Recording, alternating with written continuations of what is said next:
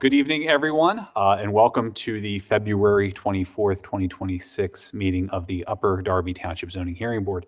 Before we begin tonight's meeting, please join me in standing for the Pledge of Allegiance. Pledge allegiance to the flag of the United States of America, to the republic which stands one nation, under God, indivisible, liberty and justice for all.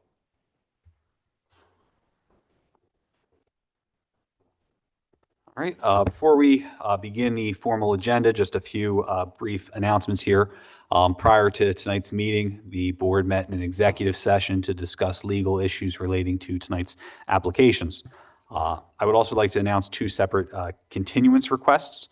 The first is application number 1-1 of 26 for the property located at 7200 Chestnut Street. The applicant in this particular project has requested a continuance until the March 24th, 2026 meeting at 7:00 p.m. At this point, if the board would be so inclined, I would suggest a motion to open the hearing on number 1-1 of 26 and continue it to that March 24th date. Do I have such a motion? I make a motion. All right. Do we have a second? All in favor? Aye. All right. So number 1-126 has been continued to next month's meeting, and that will be re-advertised. The second continuance request is number 2-2 of 26 for the property located at 22 2nd Street. This would also be a motion to open and continue to the March 24th, 2026 agenda at 7:00 p.m. Do I have that motion? I'll make that motion. All right. Second? Second. All in favor? Aye. Okay, so each of those applications have been continued to March 24th. That's next month. If anyone is here for either of those applications, those will not be heard tonight. You can come on back next month, same place, same time, and we'll be happy to hear them then. Another brief announcement here regarding just tonight's meeting in general. So if there's, obviously I see there are plenty of folks in attendance tonight. If you're an applicant or a witness, just so you know, we have a 3-member board. I am not a member of the zoning hearing board. I'm the attorney for the zoning hearing board. The 3 folks sitting to my left are the members tonight. And for any applicant this evening, for you to get whatever relief you're asking for, you would need an affirmative vote of at least 2 members of the board in order to be approved for any relief you're asking for. If you are not an applicant or a witness and you would like to participate, there are 2 separate ways you can do so. You can either make public comment or you can alternatively request party status.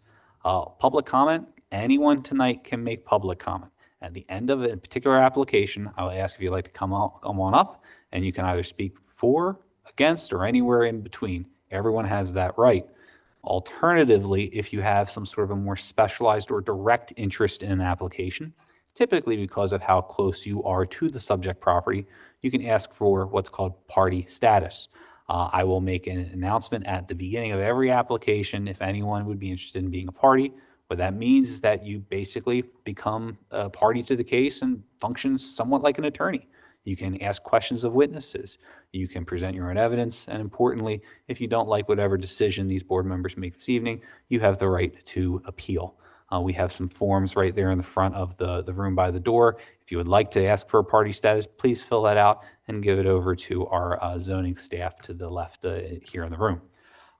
With all that said, we are going to go in the order of the agenda tonight, with the very first application being number 2-3 of 26 for Mujin Zhuang at 4627 State Road, Upper Darby. I believe Mint Spa is also on the application as well. And before we get started, just going to mark a few items here. ZHB1 will be the application packet. ZHB2 will be the proof of publication. And ZHB3 will be the proof of posting. Good evening, Mr. McCreesh. Good evening. Good to see you tonight. You as well. If you could do me a favor and introduce your witness and get her sworn in for the board. Sure. This is Mujin Zhuang, and she's going to ask you to raise your right hand.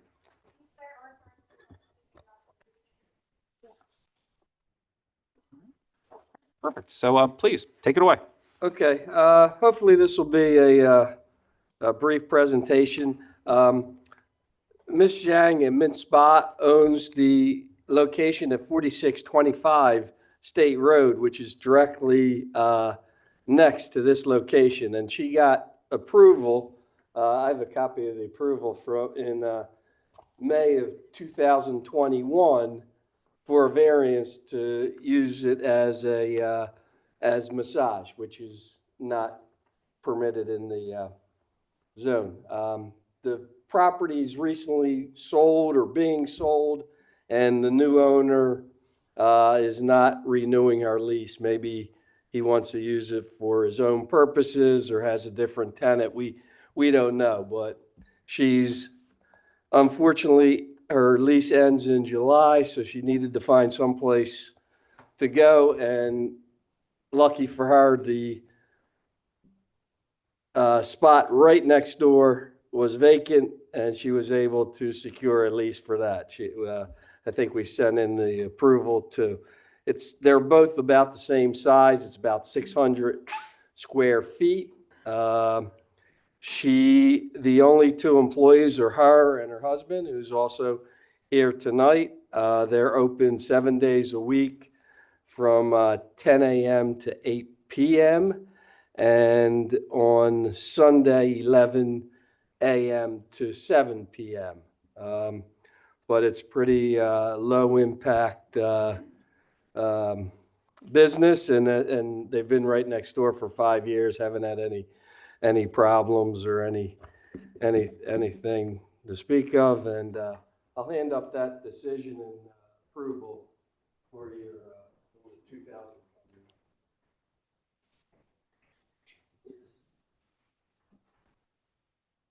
And I would think that this would qualify as a hardship if she were to be out of business for just moving one spot. It's not like we're changing the character of the neighborhood since she's already there. All right. Thank you very much, Mr. McCreesh. Just for the record, I will mark the decision that you passed up as applicant's Exhibit A1. I'll distribute that to the board to take a look. And while I'm doing that, perhaps you could have your witness attest to your statements just for record purposes. Right. Ms. Zhuang, you heard everything I said to the board? Right now, you heard what I told them? Yes. I don't want to move, but the new owner, I don't know, she wanted to continue the lease, so I have to move next door. No, they understand. They understand that. I already told them everything. But I'm just asking you: is what I told them true and correct? Everything I said was, and that you would adopt that as your own testimony if I were to have you testify in front of them. Yes, my English is no good, so sorry. English isn't her she first say language. very good. Okay. Thank you. All right, I appreciate that. The only question that I have before the board asks is I just want to make sure I understand this. The business existing is located right next door to this property, and the only relief you're asking for is basically a variance. You can move the existing business over one property, over one unit. Is that right? Correct. All right. And I know you have the same number of employees, same hours. Is the business generally going to function and operate like it does today? Same exact thing. There's no change to any of the business. No. All right. So with that, if the board has any specific questions of the applicant through her counsel, I believe now would be the time. I don't have any questions.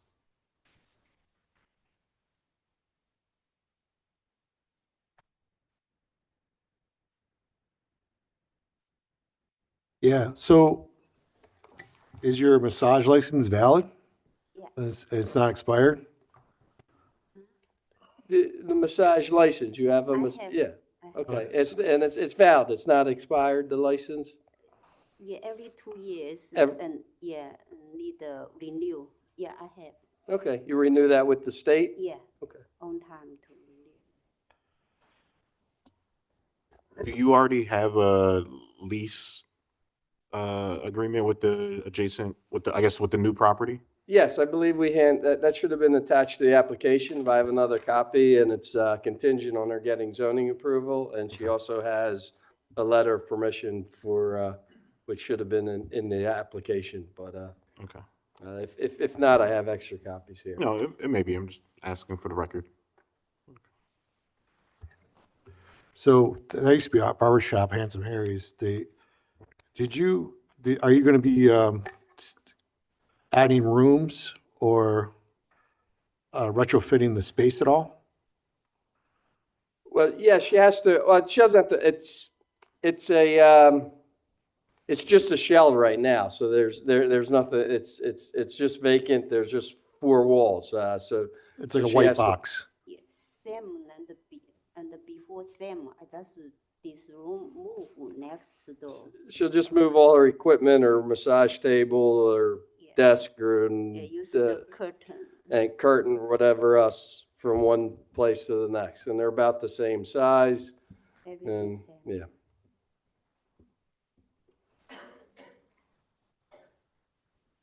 Your signage, so it's like your current sign isn't it just a flower on front? What kind of signage would you be using She if would, you're granted? she would just zoning? move the sign, right? Sign. The sign, you would keep the same sign and move it. Yeah, and before same. There's a picture of what the sign looks like. If you want, it just says Min Spa, I think maybe that's the phone number. Yeah. Is it energized? Like, does it light up? Does it light at night? Does the sign light up, or is it just, does it? No night. No, night. no lights. And for the record, the one-page black and white photograph that the applicant provided will be marked Exhibit A2.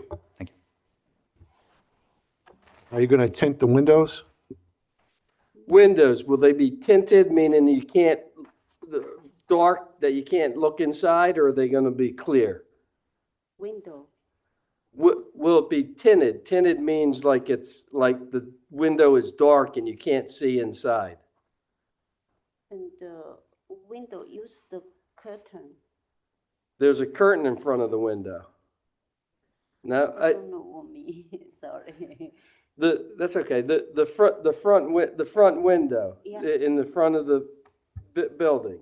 Yeah, Can you see inside? Can you see inside the building, or is it like dark and you can't see that? now can see. You the- can see Now inside. can see the inside. Okay, and you're going to leave it like that? You're not going to change the window? Yeah, I use the curtain. The curtain on the window. Okay, but the window won't be tinted. I don't know what me, so I think I don't think she understands 100%, but I think what she's getting at is that, no, the window's not tinted. Yeah, and then the before how to do, now future, I same this, just from this room, move next door. So sorry. So if I was standing in front of the place, can you see me from inside? Outside, yeah, Yeah, just close the door, can see the inside. Okay.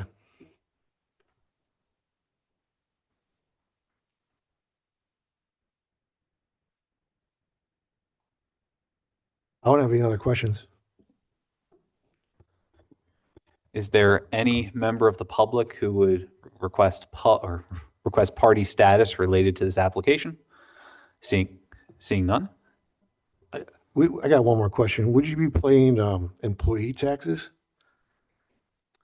Do you pay employee they're the two, the only employees are her and her husband, so I don't. Do you Okay, that's pay fine. employee taxes now? Do you know? Yeah, Oh. yeah, my daughter do this, I pay the tax. Your daughter handles the taxes for you? Yeah, Okay. for me do this, help me do this. Every year is on time to pay the tax. I'm all set, thank you.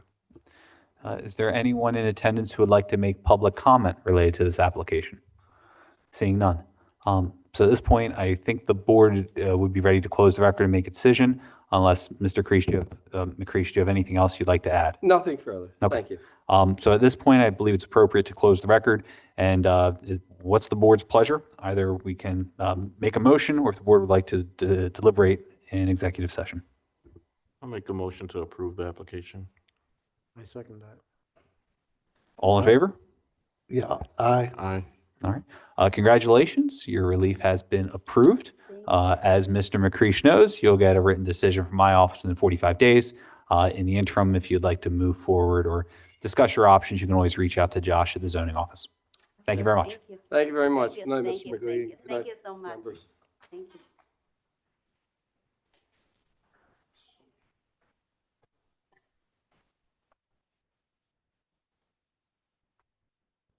All right. Next item on the agenda will be number 2-4 of 26, application of Franklin Anala for the property at 46 North Carroll Boulevard.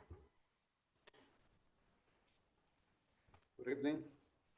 My name is Franklin Aula, and I just moved 3 years ago. Sorry. So no, I know that you want to get going, and my apologies, but we have certain things that we have to do. Oh, So sorry. first, I believe you said your name was Franklin Nala, but you're gonna Yes. have to do me a favor and get sworn in by our court reporter. Yes. All right. And I'm also going to mark a few exhibits for our record, which, again, we have to do. So ZHB1 is going to be the application package. ZHB2 will be the proof of posting. And Exhibit ZHB3 will be the proof of publication. With all that out of the way, Mr. Nala, if you can, just explain to the board what you're trying to do and what you want them to do tonight, what relief you'd like. Don't worry about if you miss something. We'll ask you questions. So, try to get to the bottom of it if we need extra information. So with that, please go ahead. I applied for a zoning because I bought a property a month ago, and that property was used as a rental, 2 units, but it was illegal. The inspector who visited the house before I bought the house, he recommended me to legalize that because they had people living with the laundry, kitchen, bathroom, a full finish, but that was not legal. So he recommended to come to apply to make everything legal, and that's why I'm here. Okay, so a couple of quick questions for you. Are you the current owner or are you still under contract? I'm the current owner. Okay, when did you close on the property? When did you buy The it? close was February 9th. What's that? February 9th. Okay, and that's of this year? Yeah, this year. I mean, January 9th. January 9th, okay. Sorry. No worries. You said the person before you made some of these changes illegally, as far as you know, without Yeah, when the approvals. inspector came to inspect the property, he found all of that, and it was considered just a single house, but they had people living in the basement with a full bathroom, laundry, kitchen, and they had their own access to the basement, so it was separate from the first and second floor. All right. You just hit what I was going to ask you in terms of access. How do you get to the unit in the basement? And they have in the backyard, it's like there is a space, so it's let's say like a driveway. Yeah, it's next to the park on the Darby Park, and there's a public parking lot. So they have that entrance, and they have also entrance for North Carroll Boulevard. And about how big is the basement? Do you know about how many square feet? It's 18 by 36. All right. And you mentioned there's a bathroom down there and a kitchen. Shower, and also it has a laundry. Right. And how many bedrooms? One bedroom, and one kitchen, one laundry, and one bathroom. Okay. All right. So that's all the questions I have, but the board members might have some for you. Sure. Do you have a copy of the sales contract? I don't have it, but when I did the applicant, I think I provide when I did the application, I provide the deed that's on my name. Okay. Do you have a copy of the inspection report? I provided it together with the application. I don't have any copy right now with me.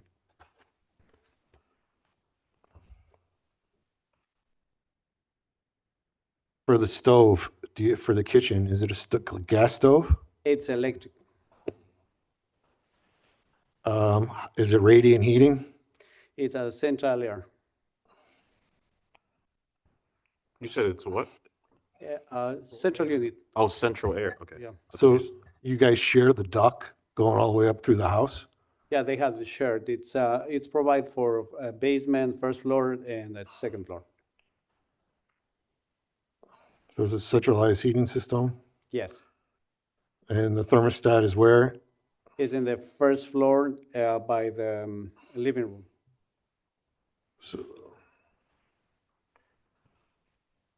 So it seems, okay.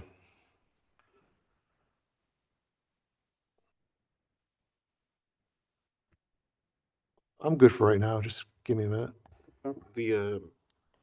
The inspection that that you were referring to, that was an inspection that you had on the property when you were under contract to purchase Yes, it? that's before I bought the property. Okay, and that report informed you that the property wasn't legal for the Yes. proposed use? Yes, he told me that that's not legal. He checked on his records and also I came to the township to ask how is the property before I bought. It shows like it was only single and basement it was illegal, Okay, but they have people living there. and then that's why you're here to get the, Correct. but so I guess my question is but you closed on the property Yeah, I before you closed, came yeah. here? Yes. Why'd you do that? Uh, Why didn't you wait till you got the approval to close if you were? because when I talked with the inspector, he told me that I have to be when it's under my name. Before that, I cannot do nothing. And that's why I did that. Okay. Is there a tenant in the space now? No, I asked it to clean before I bought the property. So they left? Yeah, they left. No, right now, there is no people living there. Are you looking to have tenants in there? Yes, I'm applying for, I will apply for a license. I have another property. I followed all the rules on Upper Darby. I have another property which I have a license, rental license. And this property also I bought it in order as a rental unit. So I will do the same. And I will pay in taxes also on that. So you bought property before in Upper Darby, right? Yeah, that's my third property in Upper Darby. Another duplex? Let's see, the second one is a duplex, and this one, I bought it as a single. Did you get a variance for the duplex that you currently have, or was that legal as a duplex when you acquired Yeah, it? that was on 2018. I think at that time, the zoning, it wasn't, it didn't exist yet, so. Oh, you built it ground up, that property? No, it was built on 2018. There was different rules at that time. So I have the license with me right now. The inspection that you're referring to or the inspector that were referring to, was that a township inspector or a private? Township inspector. Do you know his name? I don't exactly remember his name. But on the application should be his name because I provide that paper that he provided me that day. I had some questions about the access that you're referring to for the lower kind of space. Did you say that you have to access it through a public parking lot to get to the rear access? No, Did I hear that right? I don't exactly remember the name. It's not like a street. In behind it's, forget the name of this. There is a space in back of the houses, so they can walk through. Also, some people used to park the cars behind. There is that one access, and also the normal access from North Carroll. It's a shared walkway for my neighbor and on my property now. But that access you're talking about right now, that's for the main, I guess, unit, right? Not Yeah, the that's basement. for main, and also it's the entrance for the main first and second. It's in the front, and the other entrance is in the back. Is Okay, where is s- located the bathroom, I mean, the backyard. So right now, there are 2 units total, one 2-floor unit and one basement Already unit, separate, yeah. correct? Is that basement unit below grade? Yeah, it has 4 windows. It has in the bathroom has 1 window. It has another window in the bedroom. It has another window in the kitchen, and it has one facing to the backyard. It's, the window sizes are 18 by 32, I believe, all of them. Do you have any plans or any floor plans? I provide in the application the plans, how it's located. I didn't provide any pictures, but I provide all the size of the basement, also what's located. Whom And, did you provide that to? excuse me? Who did you provide that to? When I did the application, I provide all that paperwork in the office, 109, I believe it's. Josh, do you have any copies?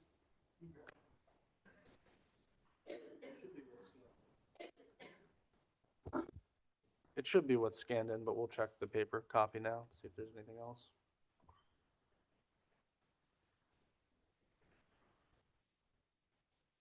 That's pretty thin.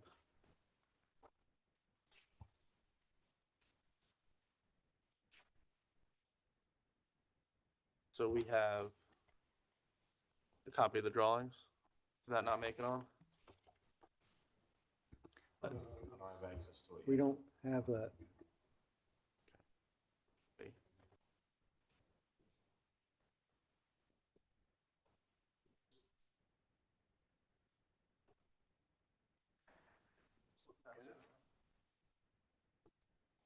And for the record purposes here, it looks like the applicant filed, as part of the application package, was it, Bob, is that 2-page plan?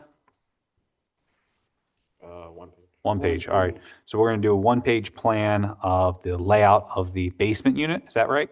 Yes. All right, that's going to be marked as applicant's exhibit A1. Also included is a copy of the deed. And we'll mark the first page of the deed as A2. Says Mr. Nola, give us 1 second while the board just reviews that. They might have a few questions after taking a look. Okay, no problem.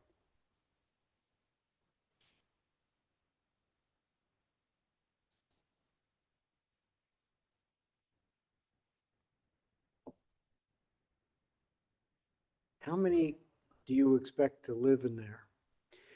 Two Two person. people? Yeah. And separate to other people or other people Yeah, living above? usually I do what's recommended. If there is 3 bedrooms upstairs, I rent it for 4, a family of 4, and in the basement, and just for 2, no more than that.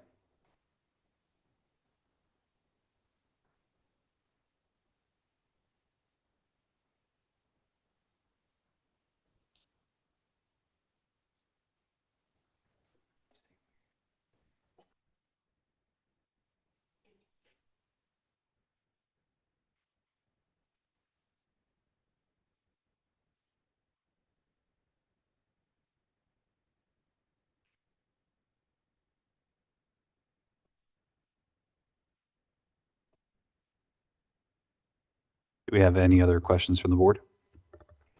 Yeah, the drawings only show one exit to the alley. There's not 2 exits. That's the access for the first floor. Yeah, Yeah, that's the access for the then you have first floor. stairs going down.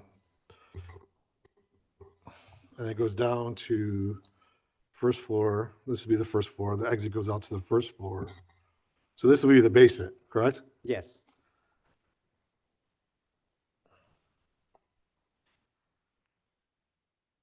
And so probably right here will be where the kitchen is, Yes, then it's, bed, and then.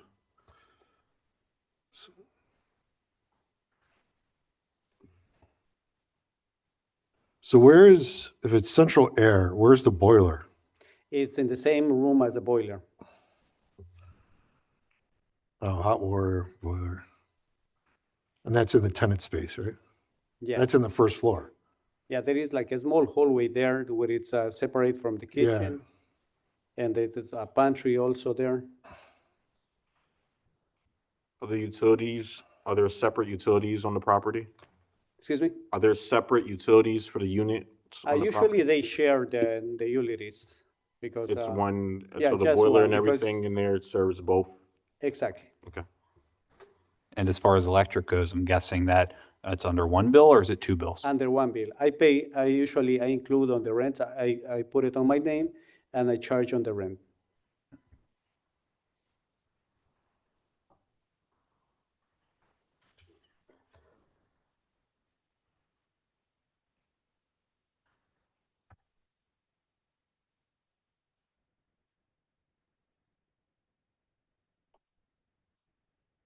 Uh, Where's your parking area?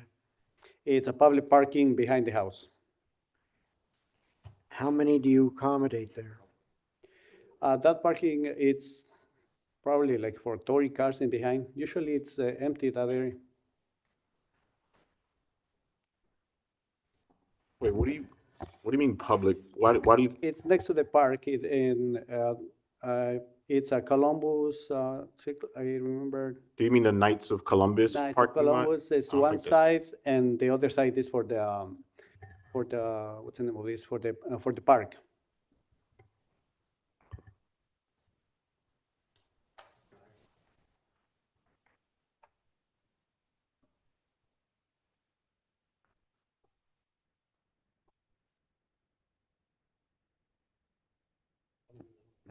Any other questions from the board? No. All right. Is there any member of the public who would request party status related to this application? Seeing none, is there any member of the public who would request to make public comment related to the application? Seeing none. All right. So at this point, Mr. Nola, is there anything else that you'd like to say to the board before they make their decision? Not at all. Okay. I appreciate that. So at this point, we're going to close the record, and I think it would be appropriate for either the board to make a motion or to take a moment and to discuss the application in executive session. All right, so we're going to go off the record, and we'll be right back. Thank you.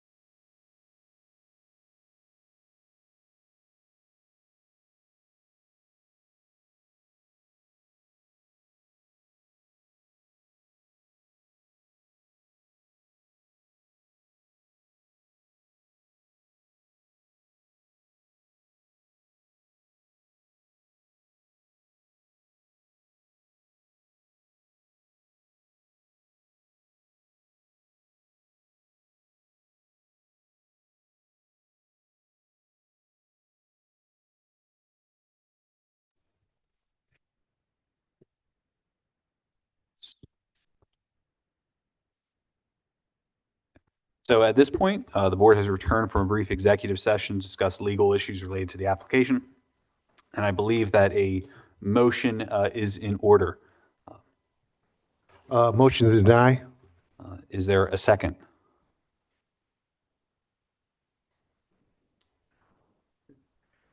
I deny. All right. All in favor of the denial? Aye. Aye. All right. All opposed? Nay. Okay. So at this point, sir, your application has been denied by a vote of 2-1. You will receive a formal written decision from my office within 45 days. If you have any questions about that, you can either ask Mr. Chast during regular business hours, or you can consult with a separate attorney. Okay, Thank you. thank you.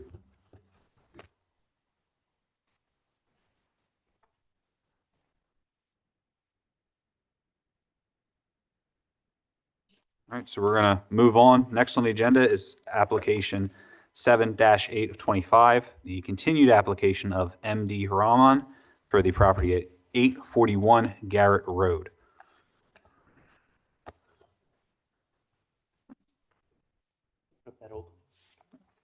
Mr. Shafkowitz. Good evening, everybody. All Nice to right. see everyone again. So obviously, this is continued from the last time around. I believe my note keeping and record keeping is correct, which is questionable. We're on Exhibit ZHB5, which will be the January 8th, 2026 letter from Mr. Shafkowitz seeking a continuance from the January agenda until tonight. And from what I understand, there have been some plan modifications here. So perhaps it would make sense, Mr. Shafkowitz, for you to swear in your witness, who I recognize from other applications, but not quite this one, and maybe go through the new plan, some of the changes with the board, and some of the relief that you're asking for, which is a little significant. It's quite a lengthy It's a- list, It's a but list. will be worth it. Good evening, everybody. My name is David Shafkowitz. I'm here on behalf of Mr. Rahman, who is the owner of the parcel in question. Just by way of background, I think the board may recall that the application has gone through some iterations. The last iteration that the board looked at was a two-story building, about 2,200 square feet with both floors. That was going to have the ice cream shop, the snack shop on the first floor, and an office on the second floor. That application of all things needed some help on the use side and a parking variance. Ever since the application was evolved and based on some guidance this board had given us to take a look at what should be a better overall design for the placement of the building, the applicant kind of went back, brought in Mr. Mill, who will introduce you guys in a second, and redesigned the project with a lot of help from Josh and his staff in terms of laying out the building, laying out the parking, laying out the circulation, and ultimately resulting in a one-story building that will just be the snack shop of about 1,100 square feet.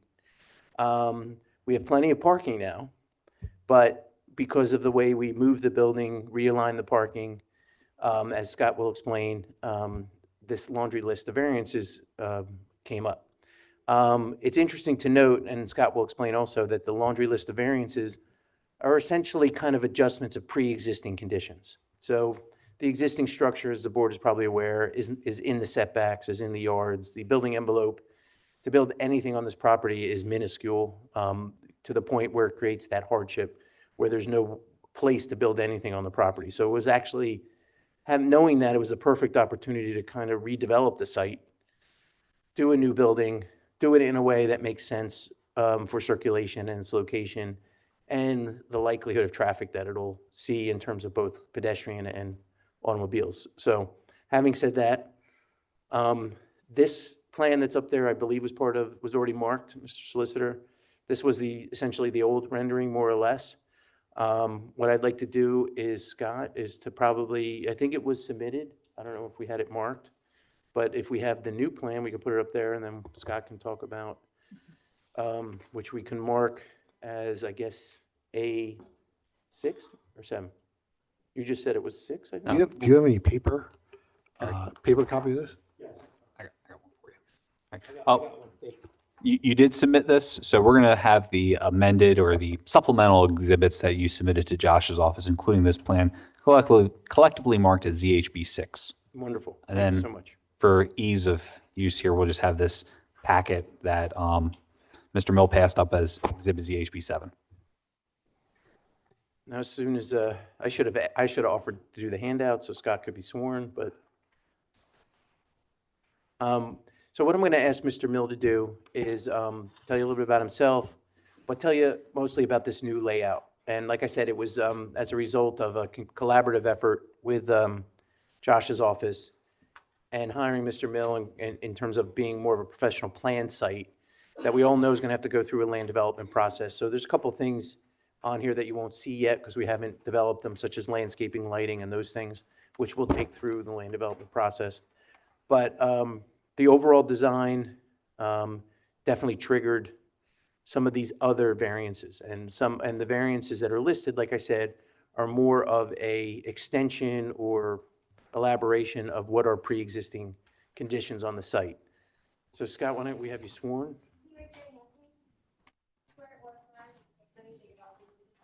I do. Mill, M-I-L-L. Scott, why don't you just give the board a little bit of your qualifications? Good evening, Scott Mill. I'm a landscape architect with Van Cleef Engineering Associates. I've presented in front of this board in the past a couple times. I work in the land planning department at Van Cleef, have been so for about 20 years now. Received my bachelor's of landscape architecture from Penn State in 1997 and have had my license since 2002. I've worked on multiple projects, commercial, residential, mixed use, industrial, and institutional throughout Bucks, Montgomery, Delaware counties. And yeah, that's about it. Previously you're recognized as an expert in land planning. Yes, yes. Offering him as an expert, I imagine? Yes, All right. land planning and landscape architecture. All right. You'll be accepted, Mr. Mill. Thank you. So Scott, why don't you take this opportunity, I know that we had the previous plan up, but let's maybe just focus on the new plan, explain like overall what it's intended to do, and then we could go through, talk a little bit about the variances. Sure. So the plan you have up on the monitor there, which is the second sheet of the handouts that I provided. The first sheet is basically an existing features plan, kind of showing the boundary. It shows the existing building configuration, which you can still kind of see shadowed in the background of this plan as well. You can kind of see there's two vehicles on the left side. But this plan, one of the bigger changes from the prior plan was the reorientation of the site. The prior plan had North Faro facing down, which in planning and engineering is generally a no, something you don't do. So this one I reoriented it with north being generally up. So you have Garrett Road at the bottom. You can see the SEPTA tracks at the top, which is on the north side. On the right side of the plan in front of you, and you can see it's kind of trapezoidal in shape. The site is a narrower side on the left, shallow and wider, with the deeper side on the right, and the kind of the rectangular, darker shaded shape that you see on the right is the proposed building. As Mr. Shafkowitz mentioned, it is about 1,100 square feet. It's 1,128 square feet. And the idea with a couple of those extensions in the back is to provide a little more floor area for that building, to provide for, I guess, handout counters or takeout windows, things like that, to provide for the customers. As you look at to the left of the site, you can see a dark arrow going in off of Garrett Road. That would be the entrance, and the idea would be that this is a one-way parking lot. And in order to make everything fit, we needed to do that, and that entrance driveway is 15 feet. The minimum required by your ordinance is 12. So we provide a little extra room there. And then as you were to turn left and go into those parking spaces, the first one is a ADA accessible space, and then you've got 4 additional spaces to the left of that. You can see a kind of a rectangular shape at the south end of each of those spaces to represent a concrete curb, so that a tire stop, so that you can't, if you're exiting the parking lot, you can't just go out onto Garrett Road. Today, there's uncontrolled access. You can go in and out wherever you want. This will help try to restrict traffic to just the one way in and then the one way out to help with the order of things. And you can see as you wrap around to the left then, there's a 12-foot wide exit as you come out back onto Garrett. Towards the north end of the site and to the left of the building, kind of back behind the curb, we're showing 5 benches as well as a couple trash cans for the customers as they get their ice cream or snacks. They'll have a place that they can sit there and enjoy them. And then on the far left of the site, or the western side, you can see the rectangular shaped trash enclosure area, which would be a concrete pad with a screening fence around it, and then a couple of trash totes. In speaking with our client, he doesn't have a need for a larger full-size dumpster. He said a couple of trash totes are sufficient for what his needs are. So that's what we're providing. Why don't you take this opportunity, Scott, then to talk a little bit about the variances that this design warrants? So we have listed a total of 9 variances, and they're on the sheet that has been provided and was submitted. The first variance is from section 550-2, as well as table 3-1, which does not permit restaurants in the R2 zoning district.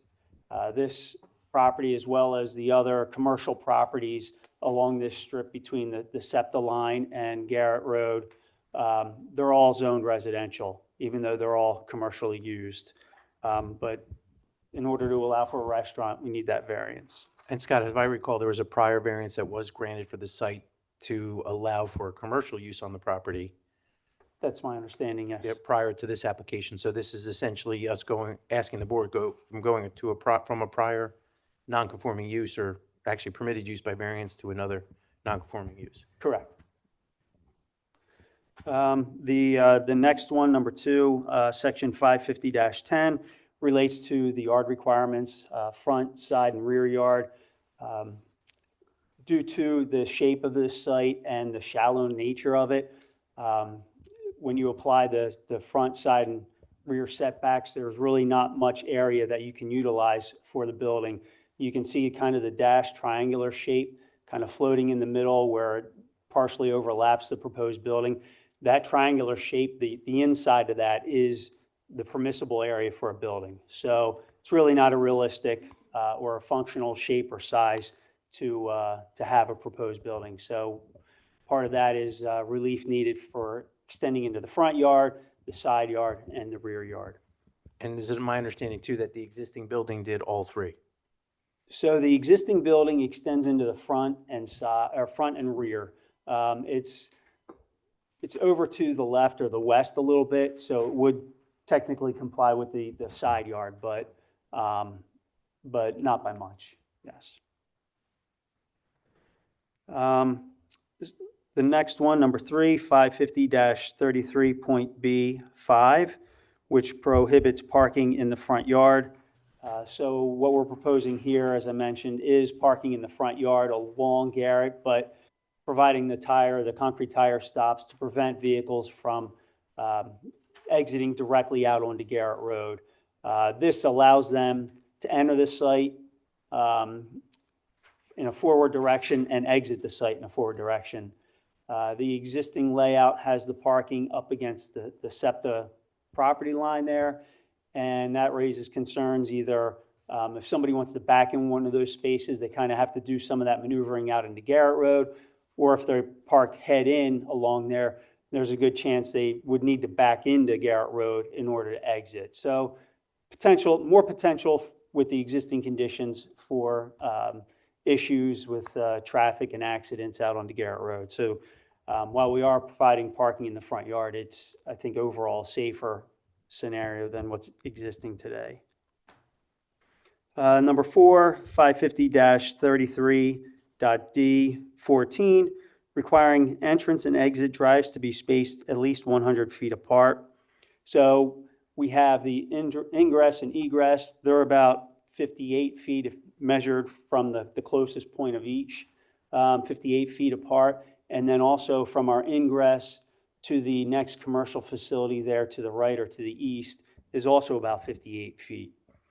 So it's something that, in order to help make this a safer situation, we aren't able to comply with that. But again, that's also in line with the existing nonconformities, something with the situation where you have uncontrolled ingress and egress. The site doesn't comply today. Number 550-33.D20, requiring perimeter parking lot landscaping, and there are 3 subsections of that. That basically requires you, when you're a commercial facility adjacent to a residential district, which we are, even though, again, nothing surrounding this is residential, a 10-foot wide landscaped area is required to be provided. Again, existing conditions, the paving's right up to the SEPTA line, so that is existing nonconformity, and as well as both sides of the property. So we will be providing a little more green space than what exists today, but again, it's something that we do need that relief from. Number 7, 550-39.B1, prohibiting fences in the front yard, and that's just related to the trash enclosure area. A small portion of that front corner of the fence extends into the front yard technically.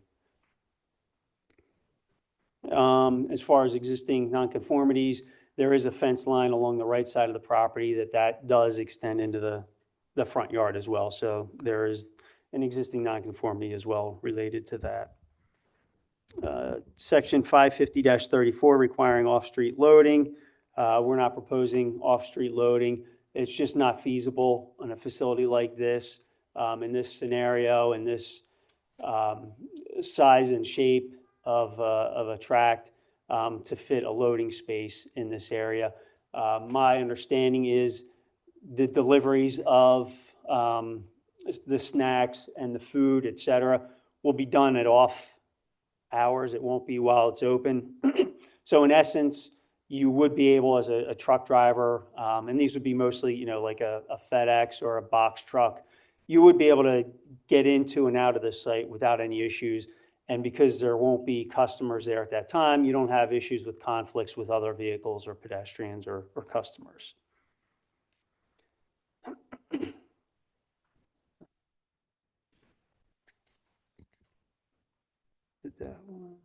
Number 8, 550-49, requiring landscaping and buffering.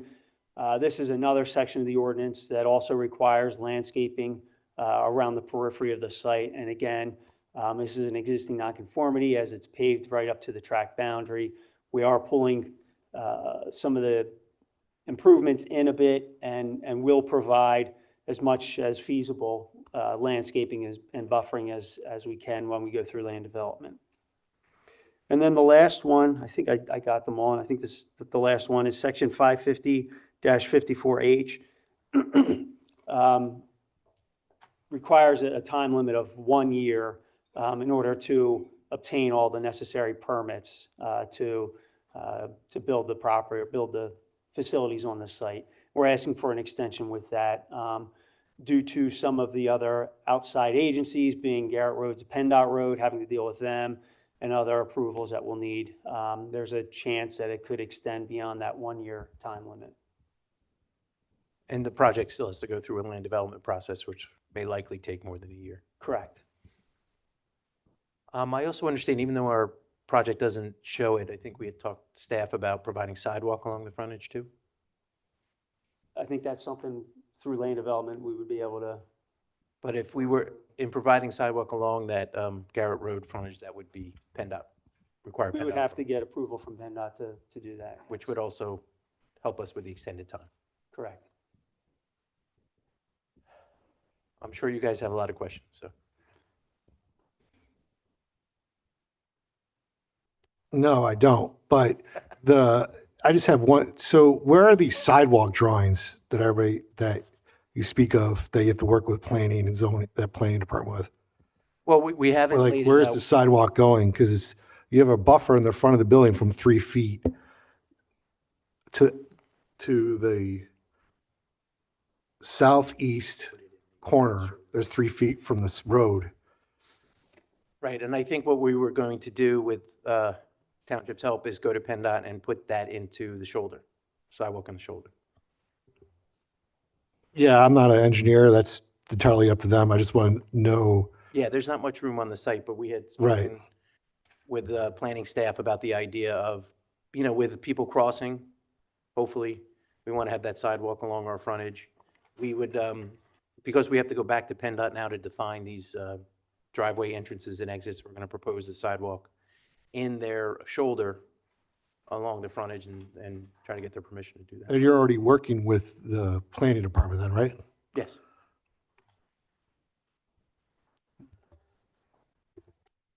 So, since we're talking about, well, actually, first, let me just say, I do think that this is a much better plan than what was presented Yeah, I before. think so too. So let me start with that. I definitely think this is I a, appreciate it. I'm sure it Um, still raises questions. I do still have questions, but I do think it is a much better plan now. I also don't think that was a high bar to clear, because I thought that plan was not very good. But so as I guess, as you alluded to with the discussion regarding the sidewalks, a large part of the commentary from this board and discussion on the last hearing was regarding pedestrian traffic. And in fact, the applicant, I think, stated on record that, they're relying on that for this kind of business. And so sidewalks, of course, the sidewalk aspect of it is something that I do think the board felt was important. In addition to that, or related to that, is there was extensive discussion regarding possibly putting a crosswalk Yes. across Garrett, with the understanding that we know this is a state road, and at the end of the day, what PennDOT wants to happen here will sort of govern the day of what can happen with that road.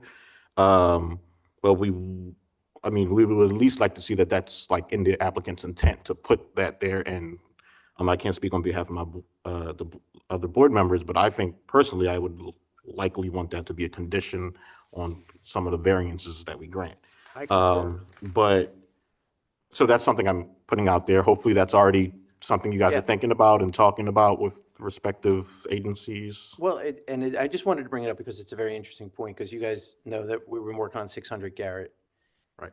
We got the same kind of comment about improving this, not only the handicap ramps on the corners that weren't on our frontage, but then the improving the crosswalks as well.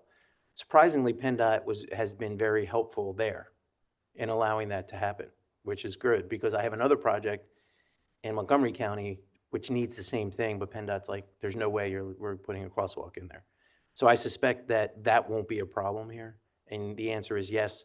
To the extent that PennDOT permits us, I think it would be more than an acceptable condition. So. And I guess the zooming out a bit would just sort of like, so I guess whether or not a crosswalk is approved by PennDOT, I guess I wanted to understand like what the applicants, with the new design, what their sort of expected sort of pedestrian pathway to the entrance of the building is, right? Because it looks like obviously the building's oriented in a way to face towards the parking.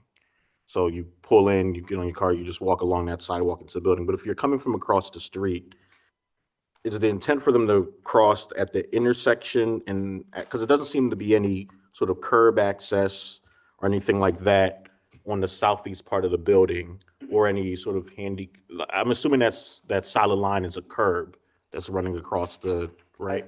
Right now, it's just probably the property boundary. But yeah, I think what we would propose is the crosswalk as close to the end of the property as possible, like on the other side of that where it says only, where it's for the turn. Right, because you have Margate Road intersection is right there, kind of, as Dave mentioned, right at the right side of that only painted line there. Right there. So you can kind of see the corner of the sidewalk there, so maybe from there directly across. So that along Garrett can kind of be considered a mid-block crossing. Sometimes PennDOT isn't so keen on that. But if they would be, that's a logical place to have a crossing there. We would probably pull that sidewalk. I have it tying into the southwest corner of that building, probably bring that down and wrap it around. So then you have, after you cross over Garrett, you'd have that ability to Be off. get onto a sidewalk rather than kind of in that no man's land of, is this Garrett Road, is this parking? Right. So yeah, I think we would pull that curb line down to give pedestrians a safer, point of access to the ice cream shop. But I think that also breaks a good point, is that part of some of the design features we were looking at is we wanted to have the building kind of face the parking lot, push the customers into the site. So they're not, like the takeout window won't be on Garrett Road, it'll be interior to the site. And there's plenty of kind of, patio area, let's call it, with the benches and some other things for people to congregate if they wanted to. But that's where the little bump out would be, where the serve window would be. So, because that was another suggestion in terms of it would be just a safer operation, with the parking actually facing Garrett Road, and then pushing everybody into the interior of the site rather than having the building front Garrett Road, so. Then I think I only have one more question regarding the deliveries. So I think the proposed circulation, again, works much better than what was there before. And I do understand I don't expect a business like this would have like the larger sort of box trucks. So I do think circulation, that would likely be fine. But in terms of deliveries and time of day, I can't recall what the intended business hours are. So if you could remind us of that. And also part two of that question is the applicant receptive? Would the applicant be receptive to delivery time limitations for those sort of like deliveries that would require trucks and not just like pedestrian vehicles? Yeah, absolutely. And because I think that would be most suited for the site. I think of like the Hers potato chip truck. You've seen that. Yeah, that's kind of what I envision for this kind of thing. What I recall from the hours of operation would, maybe the earliest would be like 10 a.m., 11 a.m. kind of thing, because it's that type of use where maybe winter hours are like 8 p.m., summer hours might go a little deeper just because that's when we hope to do well. But yeah, so I think it actually would be much easier to get kind of those deliveries earlier in the morning, before the shop opens, and restrict them until off hours, not even off peak, just off hours would probably be no problem. Because what I'm envisioning is the possibility of like a delivery truck swinging in, making that right, swinging into the entrance, and kind of sitting at that corner right there to like unload, which would obviously cause Yeah, some, I and agree so with you. that's, it has to be off hours. yeah. Yeah, you wouldn't want any other vehicles in the parking lot as they're making that maneuver in and throughout. Right. 'Cause there'd be conflicts. Thank you. Other question?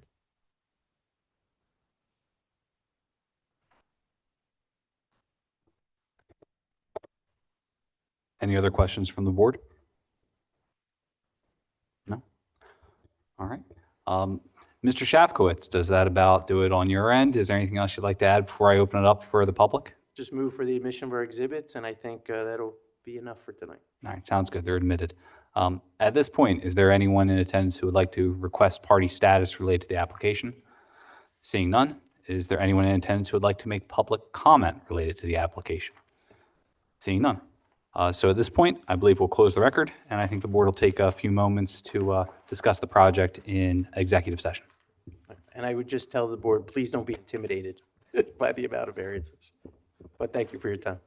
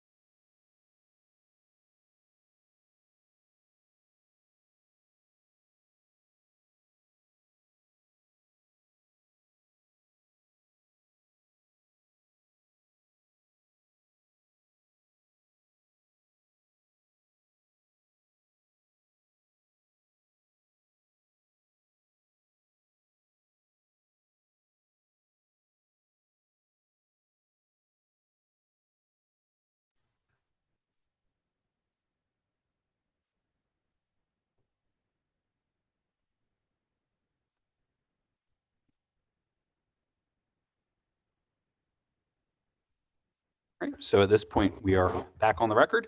And I believe I have a suggested motion for the board to make if any member deems appropriate. The motion would be to grant the relief requested as part of application 7-8 of 25, specifically to grant all variances requested by the applicant with the exception of the variance from section 550-54H to permit the expiration of the variance over a period of 2 years rather than 1 year. That variance is explicitly denied. The remainder of the relief will be granted under the following conditions. The first condition would be that the applicant would proceed in substantial conformance with the evidence and testimony presented at the hearings before the board. The second condition would be that the applicant ensure that a crosswalk is installed across Garrett Road in the area of Margate Road, and that appropriate sidewalk is provided on the property to connect to the newly constructed sidewalk or crosswalk. And then the last condition would be that deliveries would only be conducted on the property during the hours when the business is not open to the public. That would be the proposed or the suggested motion, if any board member would like to make that. I'd like to make a motion. All right. A second? Second. All in favor? Aye. All right. Congratulations. Your relief is approved in part and denied in part. You will get as you know, Mr. Shafkowitz, a decision within 45 days from my office. Thank you very much. Appreciate it. Thank you. Appreciate your work. We'll talk.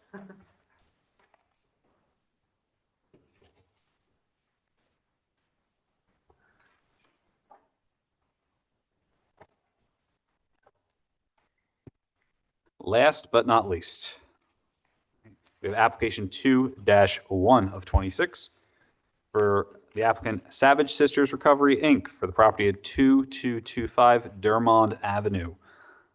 At this point, I'm going to mark a few exhibits for the record here, and it looks like we have a few extra. So we're going to do ZHB1 is going to be the application package. ZHB2 will be the proof of posting, and exhibit ZHB3 will be the proof of publication.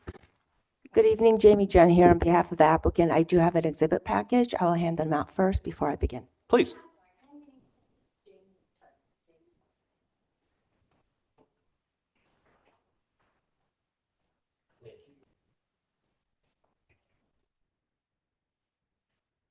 And for the record, council has passed up a pre-marked application package consisting of pre-marked exhibit package consisting of exhibits A1 through A7. These will be marked A1 through A7 and admitted into evidence. Seeing generally no one in the audience, see one or two folks. Is there anyone here who would like party status with respect to this application? Seeing none. All right, Ms. Jun, please, you may proceed. I have 7 exhibits. I will briefly explain them to the board before I call my one and only witness.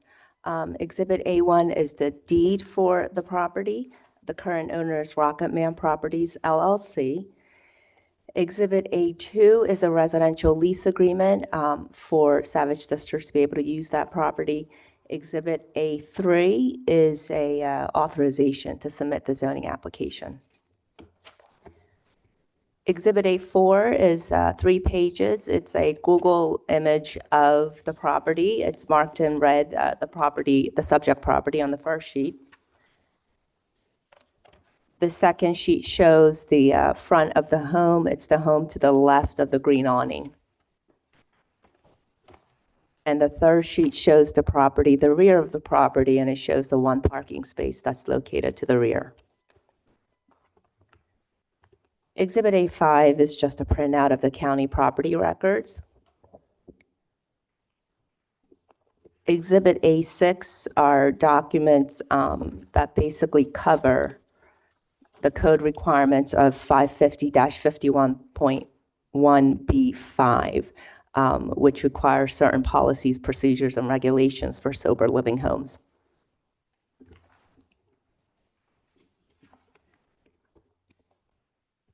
Exhibit A7 is just a copy of the standards for drug and alcohol recovery house licensure. So those are my exhibits, and I will call my first witness, who I believe the board has met previously for another property, Sarah.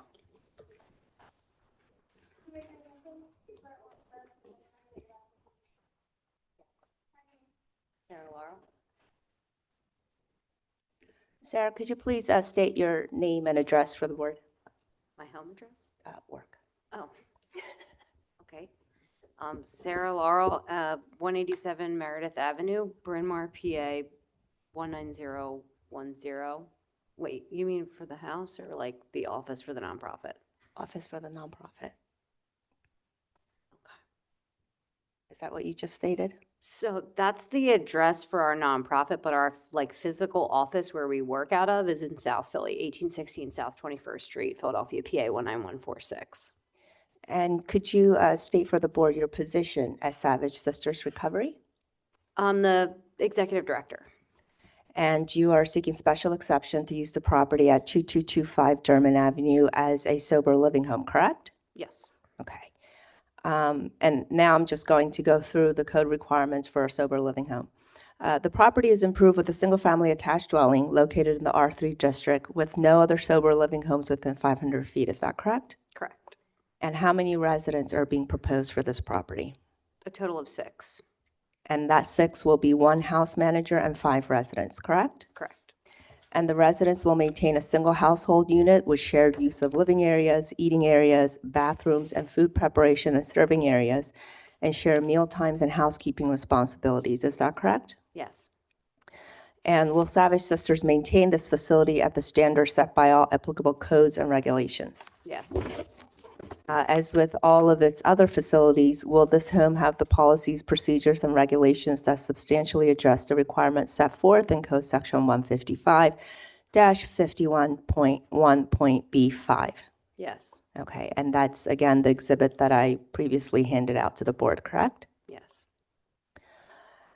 Will any services such as supervisory, counseling, or medical be provided to individuals who are not residents of the sober living home at this property? No. Will all occupants other than the house manager actively participate in legitimate recovery programs? Yes.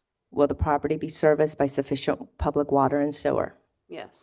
Will the required arrangements for the collection, storage, and disposal of solid waste be made by Savage Sisters? Yes. Will the home be in compliance with all relevant fire and life safety code requirements? Yes. Can you describe how many bedrooms are in the home and how many occupants will be in each bedroom? There's 3 bedrooms. The largest bedroom has 3 twin beds. The second largest bedroom has 2, and then the smallest room has 1 bed. How many off-site parking spaces are there? There's the driveway, and then there's the street parking. To the rear of the home, there's parking, right? Yes. How many residents are anticipated to drive? None. Is there public transportation nearby? There is, yeah. And will free transportation services be provided to the residents? Yes. So it's your belief that the 1 space will be adequate to accommodate the needs of the residents and staff, correct? Yes. Will the proposed home alter the essential character of the neighborhood in which it is located? It may improve it. And this would actually be the 3rd home in the township, and you have had no issues with the other 2, correct? Correct. Will annual inspections by the township code enforcement officer be permitted? Yes. Will the home, if approved, be registered with the township? Yes. And will the required proof of staff licensure and or certifications be maintained? Yes. Okay. Those are all of my questions for the witness. Thank you very much. Was it Miss Laurel? Yeah. Was it? All right. So real quick, because obviously we know you've been before us before and you have a couple of other properties that have gone through this process. In terms of how this particular property will operate, is there any difference between this property and the others for which you received approval here in Upper Darby Township? No. Will this be, is this going to be geared towards a particular, is this a men's facility, women's facility? Is this geared towards a certain, I guess, type of part of your population? I'm not sure in terms of who you're targeting with this. This is a men's house. And I think the last time when I think a colleague of yours was before us, he referenced that I think the ratio of the individuals who drive who are in your programs, I think I can't recall exactly. It was something like 10%, perhaps. Is that generally accurate, or is my memory failing me? 10% or below. Okay. So I know you mentioned that you don't anticipate any of the residents here having a car on the property. Is that something that you would commit to, Or is that just based upon your experience? You don't anticipate it, but it could potentially happen. It's based on 9 years of running 11 houses, and we have never had residents with that, but I don't think we would ever have a property that had more than 2 vehicles. We've never had 2, period. So I don't know what else to say other than that. That works. Okay, so at this point, if the board has any questions, I believe now would be the time.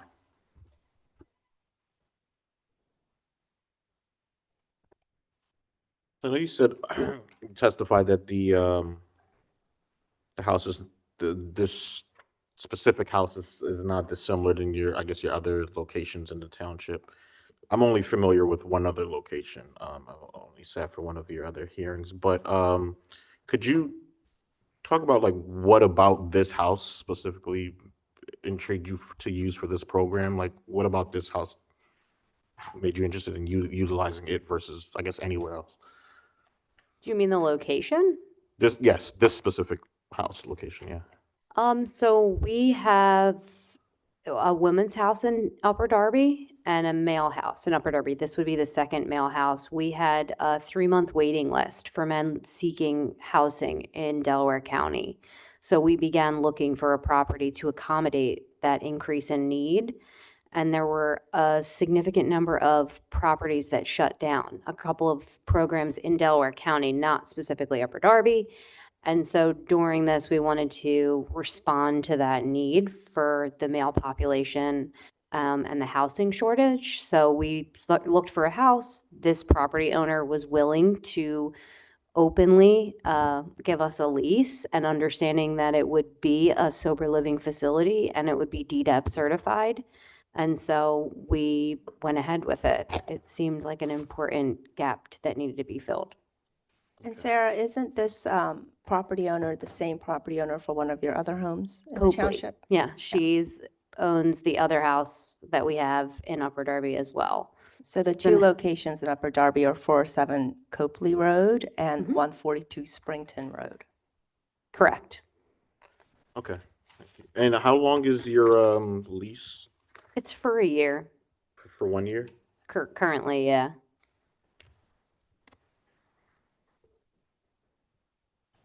But it could be renewed annually, correct? Yes, it definitely can. This landlord is very good. Like she understands the work that we're doing. She's supportive of the mission of our nonprofit. And you said this landlord is a co-owner of one of your other homes in the county. Are those leases 1 year as well? I think Copley's 2. Okay. The street itself, is there parking on both sides of that street? Yes, Is that do you know if it's one way or two way? it's a one-way. Okay. But did you correct me if I'm wrong? But did you testify there is a rear alley access? Yes, this is an interesting block because you can only enter it from one direction. It's kind of like a loop around, and there's two ways to get in. You can go down the street or you can pull into the back alley. Oh, I see. So And the residents, or I know this is a men's house, but is it all adult men, like over 18, or is there an age Oh, yeah. range? How, okay. yeah, we don't deal with No juveniles. children? No, not even allowed on property. And do the residents sign like subleases or as subtenants? Like, how does that work? How does their residency work?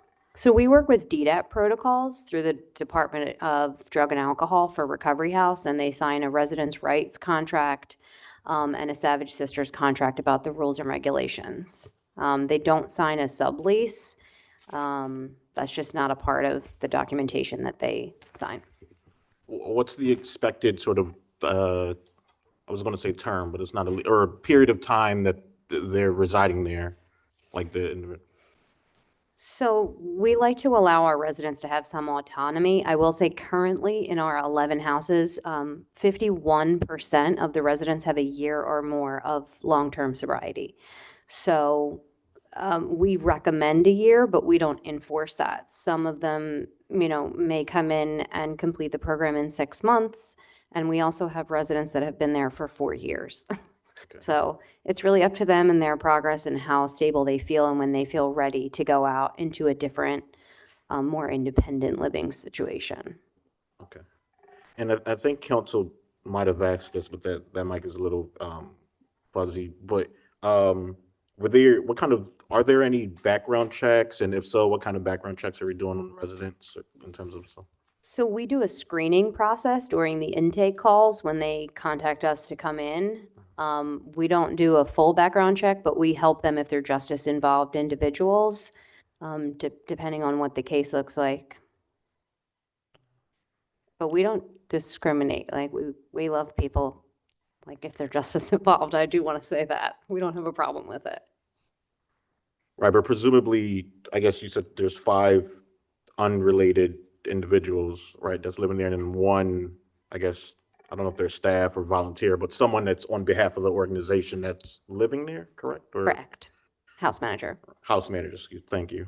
And I imagine they have to manage 5 individuals, which I imagine you would want to know who those individuals are, right? It's not like they can walk in off the street, is my point. They have to go through a process. Correct. Have you had any meetings with the current owners in that area? The neighbors. The neighbors, we've connected with them. A few of them reached out. We talked to them when we went there. We went door to door about a month ago, and there haven't been any issues or complaints. And, it was good. We let them know we were going to be here, asked if they had any concerns. But generally speaking, the block that we're on, individuals were really supportive of it.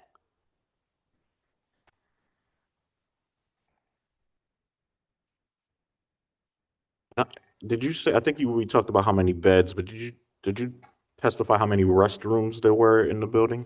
No, there's 1 bathroom.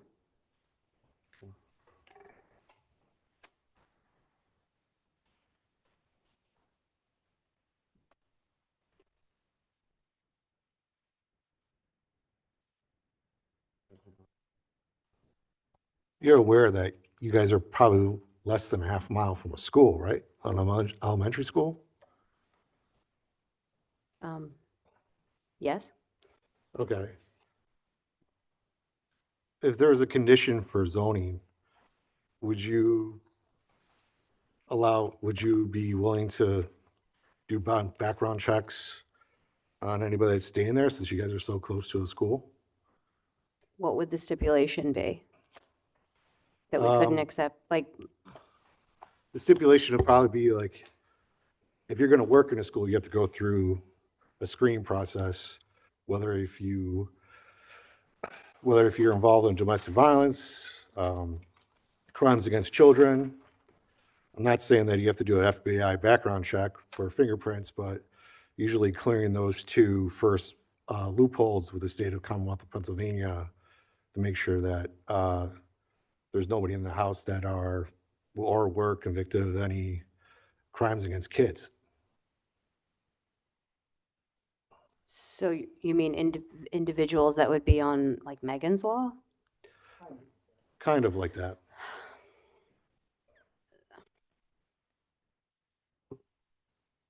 I'm not familiar with all the requirements for Megan's Law, but for example, if there's someone who's like a registered sex offender, right?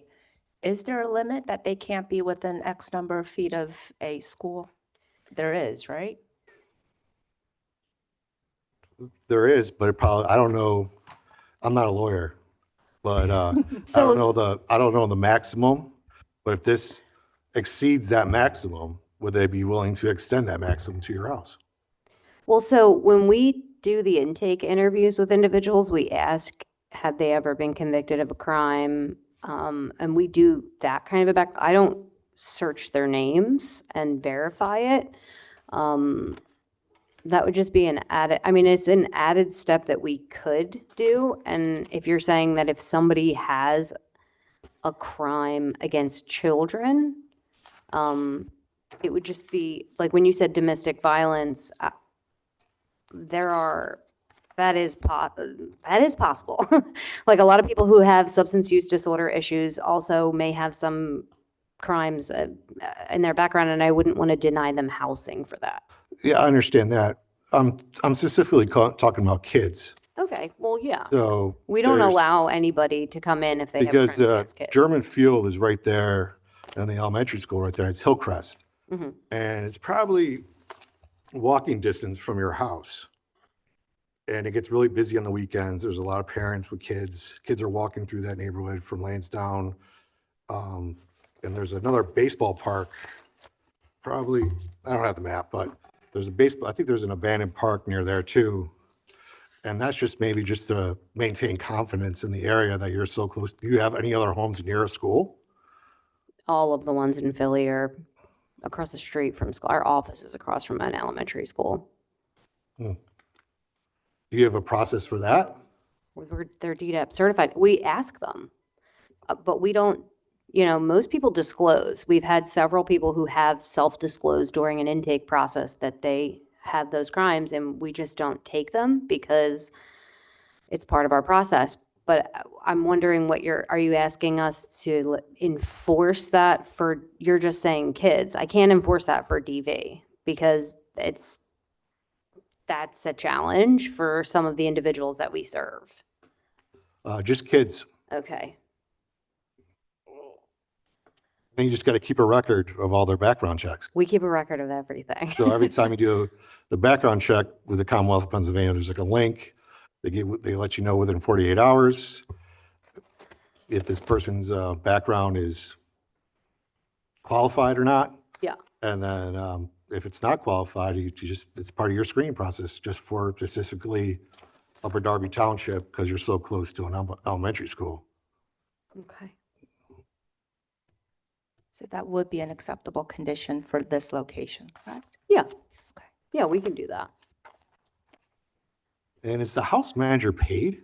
Is that a paid employee? No, so our house managers are people in early recovery, usually 6 months or more of sobriety time in the program, and then they get free rent to become the house manager, and they essentially just kind of enforce the day-to-day activities, making sure everybody has what they need. We have case managers off property that meet individually with them, staff, and then 2 property managers that also oversee everything else. The house manager is kind of like a person in the house that they can go to if they have needs, and then they kind of relay those needs to us.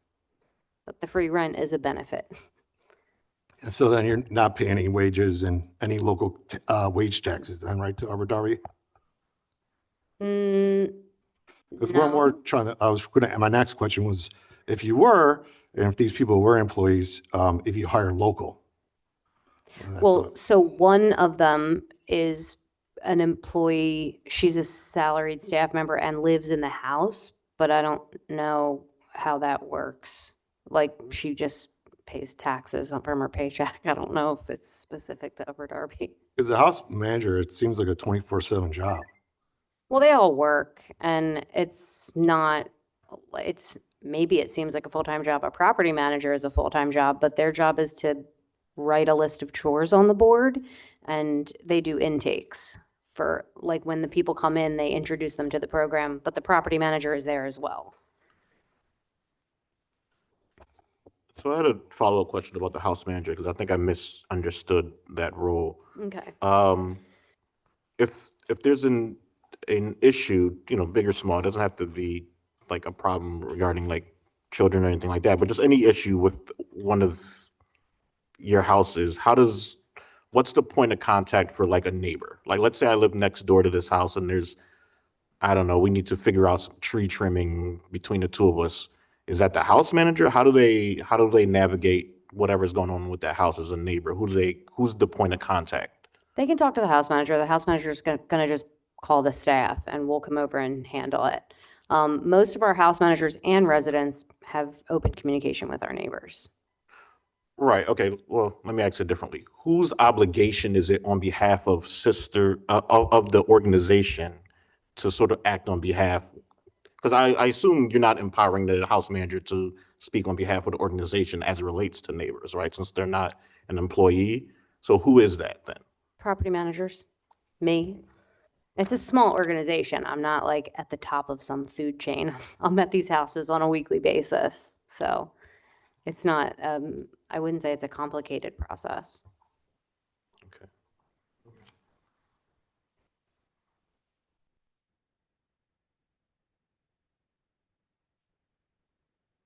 I don't have any further questions. I'm good. Any other questions from the board?